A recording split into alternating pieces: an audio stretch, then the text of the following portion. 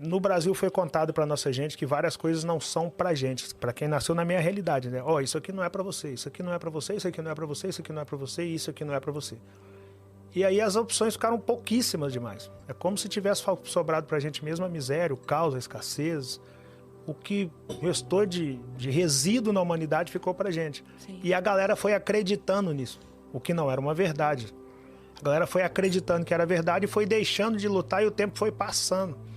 E aí a galera ficou meio que, eu acho que não dá, eu acho que a minha idade chegou e não dá, eu acho que não dá, eu acho que não dá, e foi parando. Uhum. Então, quando essas crenças são quebradas na mente dessa galera, a galera fala, eu, por exemplo, comecei a trabalhar porque eu queria comer carne. Me falaram que não era pra mim.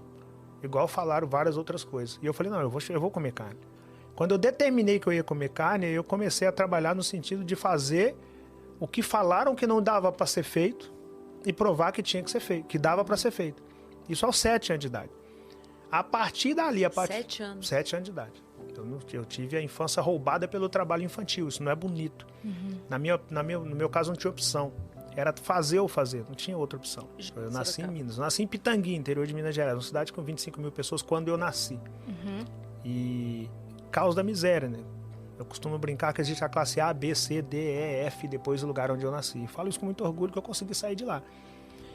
Mas é bom sempre lembrar que existe, né? É, sempre bom lembrar que existe e realmente existe. Não é uma brincadeira. A galera fala da classe C porque não tem noção de quantas classes tem depois da classe C. Uhum. É complexo a caminhada. E eu sou filho de um pedreiro e de uma dona de casa. Meu pai, baixa escolaridade, e minha mãe do lar. Então, o que dava para fazer era qualquer coisa que não exigisse muita escolaridade, que, por outro lado, quem tivesse disposição conseguia fazer. Em resumo, trabalho braçal, mão de obra barata, era o que dava para fazer. Uhum. Correr mesmo da miséria, da fome, da escassez, era isso. E aí, aos 7 anos de idade, nós trabalhando em uma carvoeira, fazendo carvão. Minha mãe sofre derrame cerebral nessa carvoeira, porque o trabalho pesado demais, tinha que encher forno de carvão, tirar forno de carvão, encher caminhão de carvão, era muito tenso. E os filhos todos pequenos. O mais velho, nessa época, tinha 13 anos, eu tinha 7, eu sou o filho do meio. A minha mãe sofreu derrame cerebral. E ali começa a minha história de sucesso, porque ali eu ouvi pela primeira vez os termos trabalho em equipe, empresa, pensamento empresarial, ter uns aos outros e conhecer a força do Deus vivo que até hoje eu sigo. E eu falei, com essa soma de fatores aqui, eu faço o que eu quiser na Terra. Anotem essas coisas que eu vou falar com vocês. Identifique o principal dom de vocês e passe o restante dos dias na Terra lapidando isso. Busquem conhecimento. Joguem em equipe. Aprendam sobre venda. Plantem e cultivem se vocês querem colher. Se não plantou, não reclama porque não colheu. Se plantou e não cultivou, não reclama porque não colheu. Se plantou vento, vai colher em cima de vento. Se plantou abacate, vai colher abacate. Se quer colher alface, não planta abacate, planta alface. É o que você plantar, na proporção que você plantar e na proporção que você colher, cultivar, que você vai colher. No primeiro dia que eu vou para aula, os amiguinhos de escola estavam falando de carne, que carne era gostoso, e eu não conhecia carne, eu nunca tinha comido aquilo. Quando eu falo que nasci no caos, de fato era caos. Uhum. E aí eu perguntei para eles o que é carne, e eles começaram a rir. Eu fui para casa e perguntei para minha mãe, o que é carne? Eu quero saber o que é isso. E a minha mãe falou, esquece, não é pra gente. Foi aquela crença limitante de que isso e aquilo não nos pertence. Eu falei, não, mas não vou esquecer, riram de mim. O que é isso? Ela me contou o que é. Eu falei, por que a gente não come? Ela me contou porque é falta de condição. Eu falei, o que eu tenho que fazer se eu quiser comer? Que aí já é protagonismo. Ela me falou, para comer carne você tem que ter dinheiro. Para ter dinheiro você tem que trabalhar. Só que você só tem 7 anos, ninguém vai te empregar. Eu falei, não, então deixa que eu resolvo, eu vou trabalhar. E eu fui pra rua para vender alface. E com dinheiro em casa? Em casa, quintal de casa. E com o dinheiro desse alface eu consegui comprar carne. E quando eu consegui comprar carne, eu falei, cara, eu determinei que eu ia comer carne e eu tô comendo carne. Então eu vou ser aquilo que eu determinar. E aí eu comecei a determinar as coisas. Eu calçava quichute, que era o pior calçado da época. E eu determinei que eu queria a conga, que era o melhor calçado depois do quichute. E aí eu comecei a lutar para comprar a conga. Eu era o filho do meio, porque... não sou filho do meio.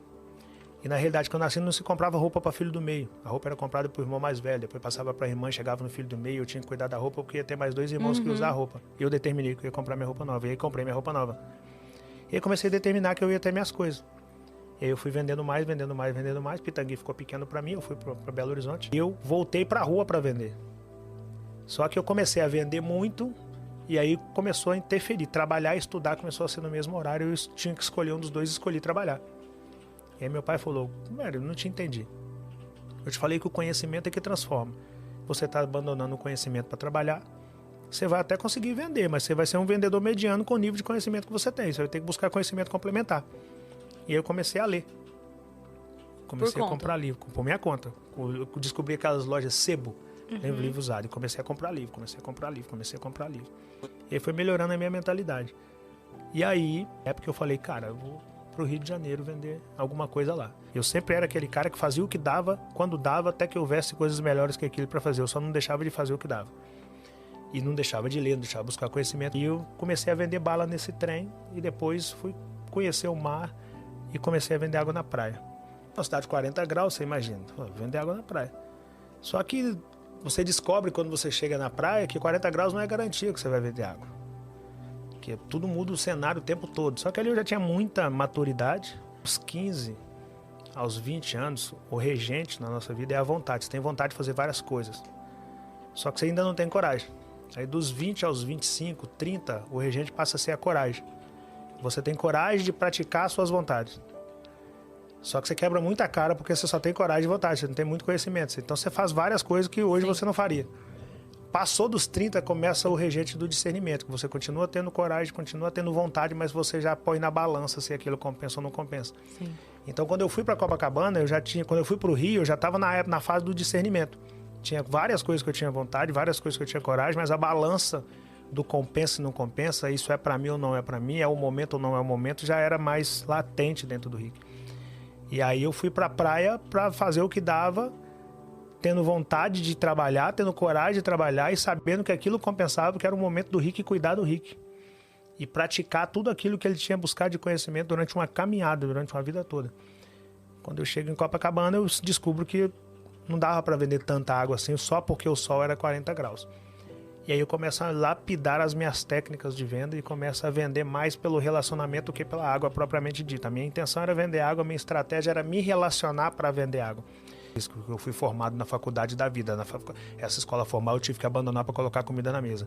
E quando eu caí na faculdade da vida, ali eu tive que aprender na tora várias coisas que me possibilitou mudar meu hábito e meu hábito mudou meu resultado.